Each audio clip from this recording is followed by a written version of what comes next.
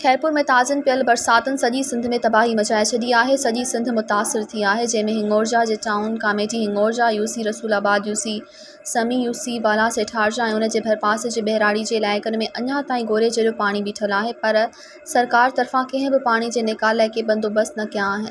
बरसातुनि सबबि बेघर थियल ख़ानदान अञा ताईं रोडनि ते आहिनि। बरसात मुतासिरीन जे लाइ फलाही तंज़ीम फलाह सोशल ट्रस्ट आज़ाद कश्मीर जे तरफ़ां हिंगोरजा भरिसां ॻोठ मोहम्मद शरीफ़ पीरज़ादो ॻोठ इमदाद बुर्दी ॻोठ मुश्ताक बुर्दी उन जे भरपासे में बरसात सतायल अवाम में राशन तक़सीम कयो वियो।